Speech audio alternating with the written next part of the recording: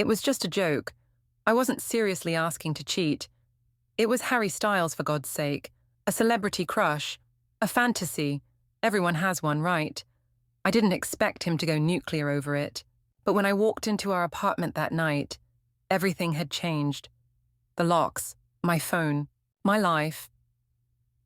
The evening started innocently enough at Sarah's apartment, where 5 of us had gathered for our monthly wine night, a tradition we'd maintained since college that gave us a chance to catch up, vent about work stress, and temporarily forget about the responsibilities and complications of adult life.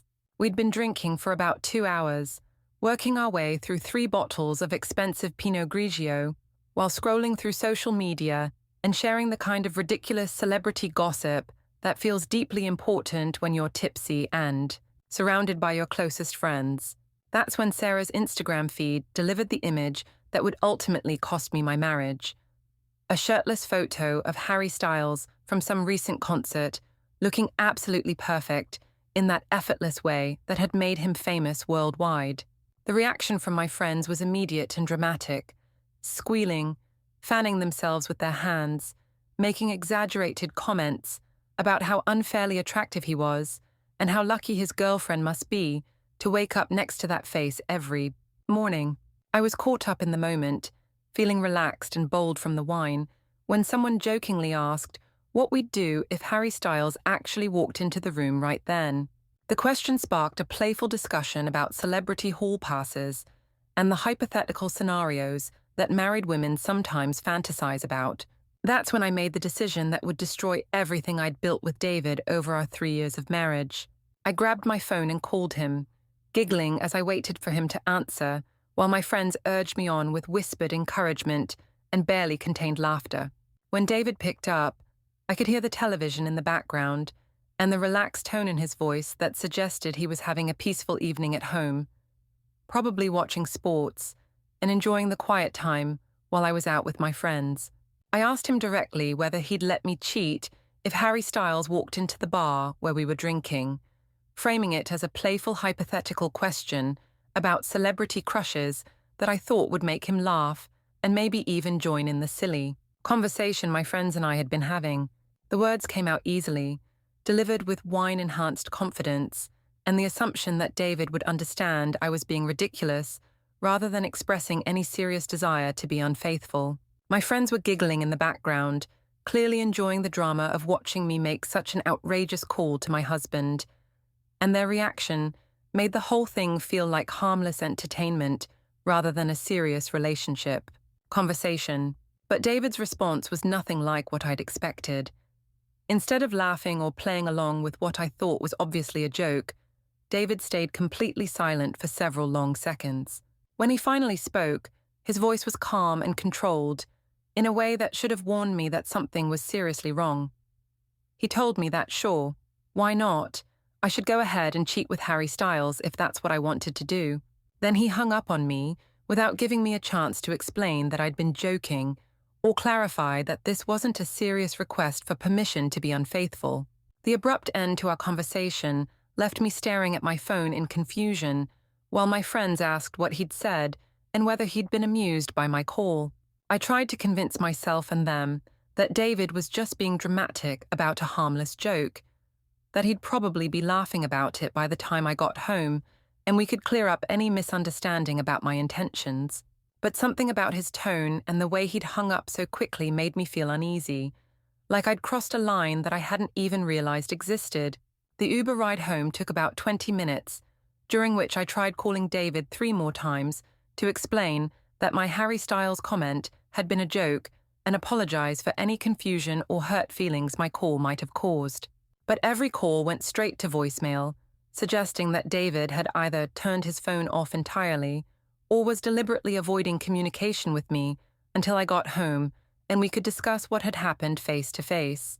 By the time I reached our apartment building, I'd sobered up enough to realize that my call had probably been more inappropriate than I'd initially recognized, and I was prepared to have a serious conversation about boundaries and respect in our marriage.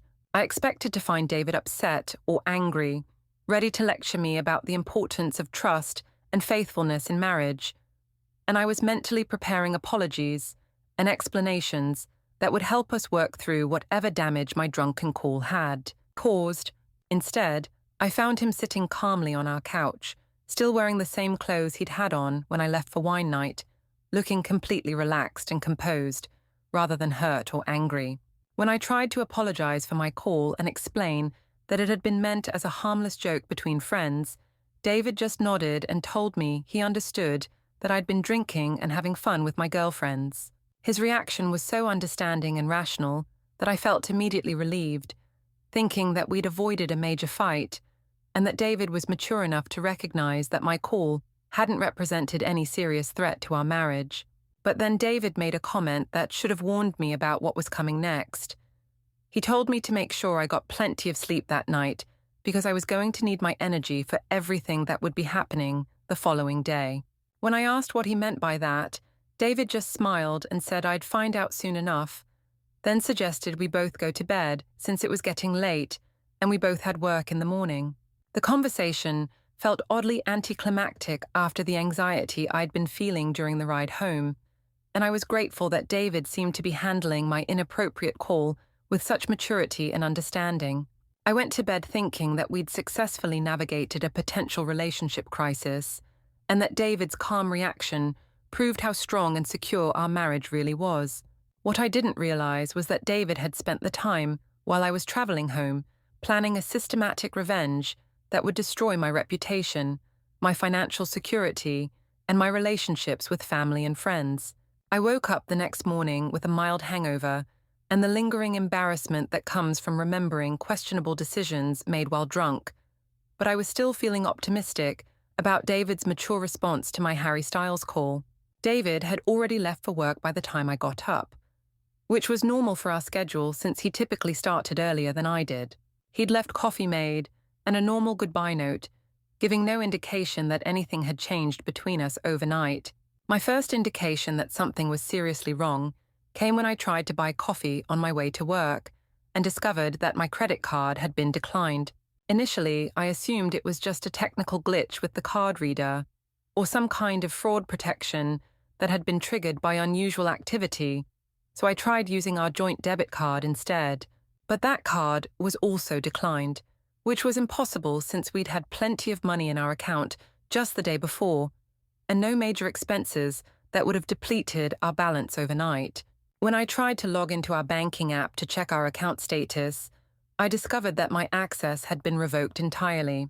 The app informed me that my user credentials were no longer valid and directed me to contact customer service to restore access to my account. But our joint account wasn't the only financial access I'd lost overnight. My Netflix login no longer worked.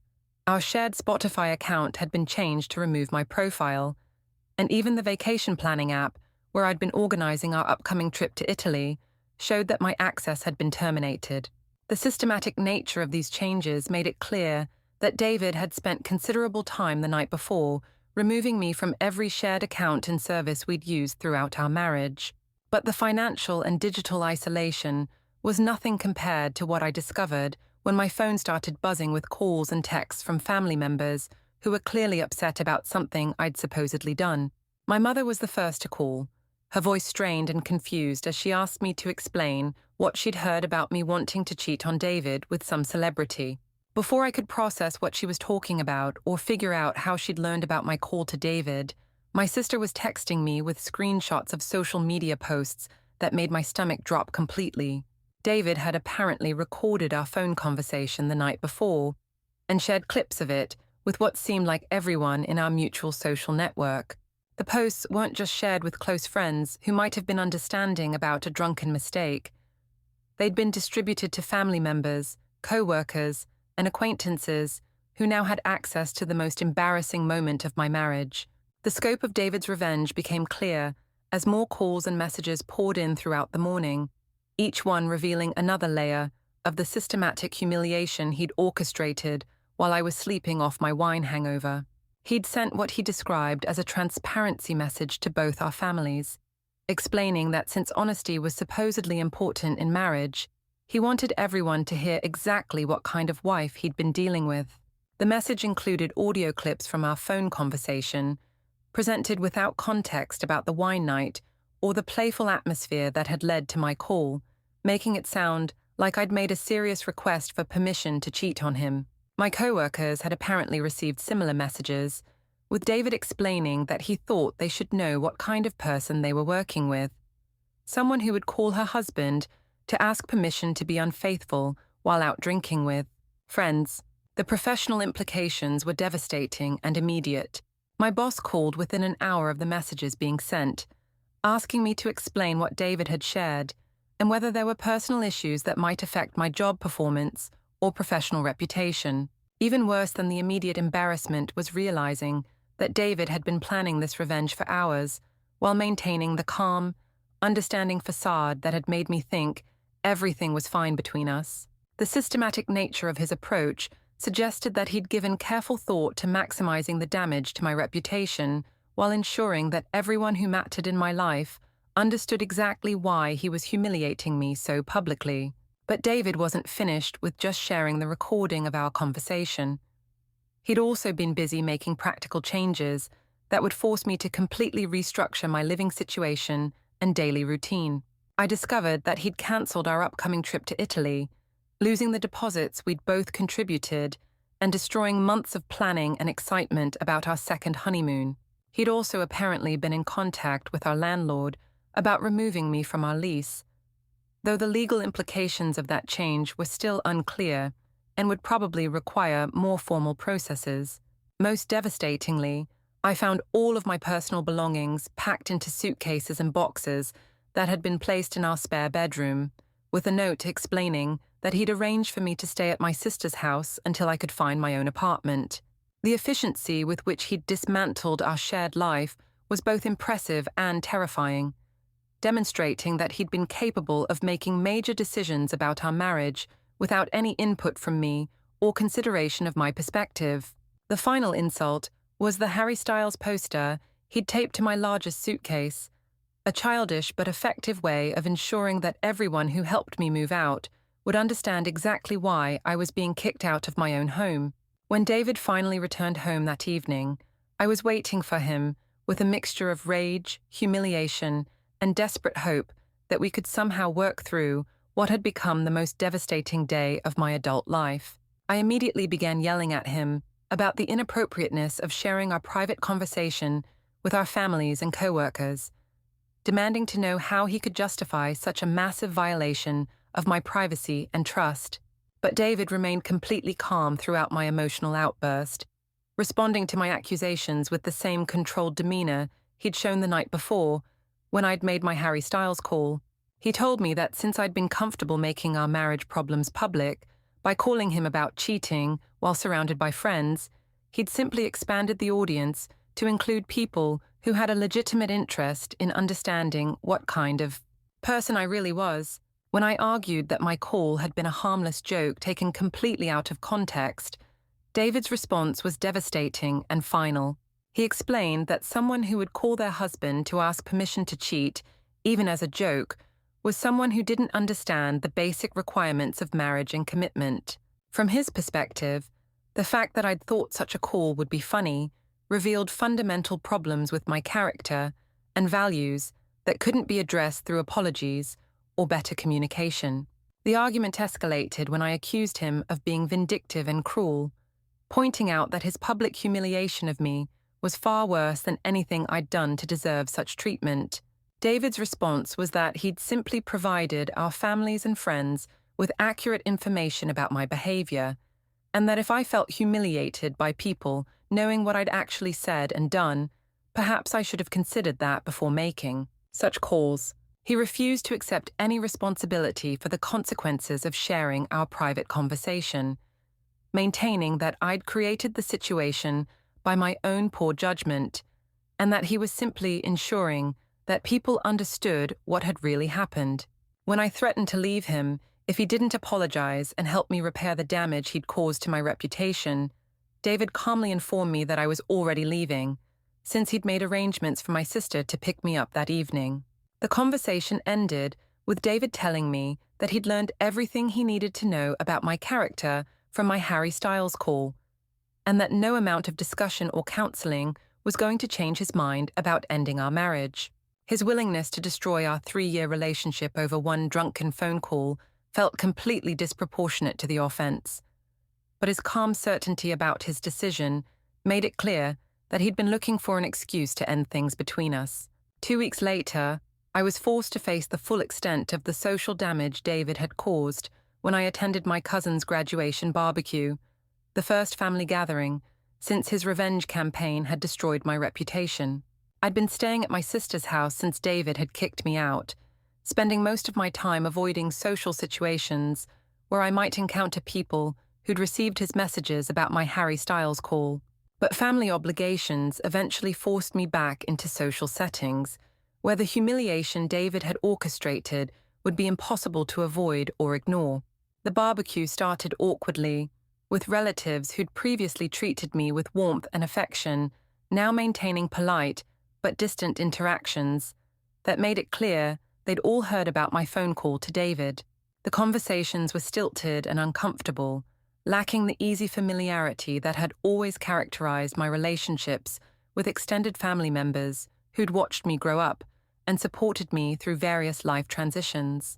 But the worst moment came when my uncle, who'd always been known for his inappropriate jokes and lack of social filters, decided to make my situation the subject of public entertainment. He announced to the entire gathering that he was still waiting for Harry Styles to show up and sweep me off my feet, since apparently that was what I'd been hoping for when I called my husband. The comment generated uncomfortable laughter from some family members and shocked silence from others, but the overall effect was to make my personal humiliation the centerpiece of what was supposed to be a celebration of my cousin's academic achievements. My mother, who'd been trying to maintain family unity despite her obvious disappointment in my behavior, couldn't even make eye contact with me during the uncle's joke and the awkward aftermath that followed.